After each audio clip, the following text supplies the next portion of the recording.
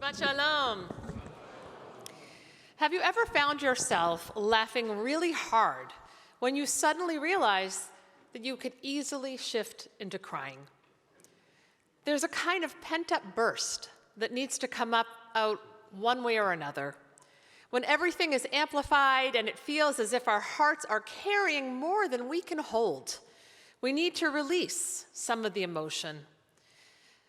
Everything is so heightened right now, so extreme. Our cultural context is charged and strained. It's like we are balancing on a blade. One side is laughter, the other tears. Like we are walking a tightrope or being suspended on a narrow bridge. The holiday of Purim, which starts on Monday night, helps us to tip towards laughter, even within the context of great anxiety and uncertainty. Megillat Esther, the book of Esther, which we read on Purim, is written in an over-the-top style, filled with exaggeration. It describes things in excessive terms. For example, there is a party that goes on for 180 days, and a preparatory beauty routine that takes 12 months. Haman is a caricaturized figure whose villainy is exaggerated to the point of being absurd when he orders the genocide of the Jewish people over a tiny slight. By stretching reality to the extreme, the Megillah exposes the absurdity that was already there. It outlines the social structures within which the Jew, always the outsider, must navigate for survival. Recently, I saw a mock commercial for a brand new app called Blame Israel. It sends instant notifications whenever tragedy strikes anywhere in the world. Earthquake? Blame Israel. Traffic jam? Blame Israel. Market crashes? Obviously, blame Israel. I stubbed my toe this morning. Thanks, Israel. It's raining in London. Maybe must be the Israeli weather machine. No matter what happens, the answer is the same. The ad ends with a cheerful announcer saying, "Download the Blame Israel app today, and if for some reason it doesn't load, at least you already know who's at fault." When I watched this commercial, I laughed out loud, but I also felt the sting beneath the humor. The joke only works because the accusation is so familiar, because many of us have felt it in our workplaces, in classrooms, on social media, even in friendships, that suddenly feels strained. Purim uses laughter as a form of resilience. Over this month of Adar, we are supposed to increase our rejoicing. Notice that we are not commanded to feel joy. Rather, we are told to increase rejoicing. We are asked to direct our attention towards that which has the potential to bring joy into our lives, to set the stage whenever possible, to welcome in more joy. Our sages make a connection between two unlikely things, Yom Kippur and Purim. They explain that these holidays are like two sides of a coin, intimately related to one another. On Yom Kippur, we open up the gates of repentance with tears and are strengthened through returning to ourselves and recommitting to our path. On Purim, we return to ourselves once again, but this time through laughter. A hearty laugh can shake us out of anxiety, fear, and despair and remind us who we are.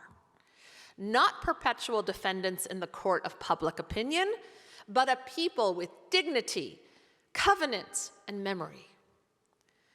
In a sense, we are exercising a kind of resistance to the narrative of anxiety and fear into which others may wish to place us.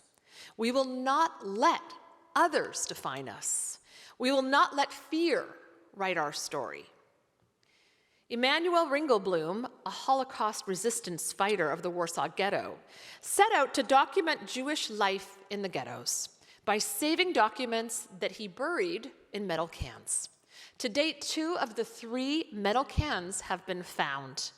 And it might surprise you to hear that this documentation of daily life in the ghetto included jokes. They wrote and preserved jokes for us to find. Here's one that was passed around by Jews within the ghetto. A teacher asks his pupil, "Tell me, Moshe, what would you like to be if you were Hitler's son?" An orphan. You can just imagine it, one Jew to another leaning in close, whispering in defiance this joke. Even in these most horrific circumstances. When they shared this joke, I imagine it helped them hold on to their humanity in the midst of the overwhelming, absurd horror of their situation. It was an assertion of strength. Megillat Esther does the same thing. In this story, the Jews face a genocide based on the whims of a disgruntled narcissist who is empowered by a buffoon king. It is an exaggerated depiction of what Jews throughout the ages have experienced.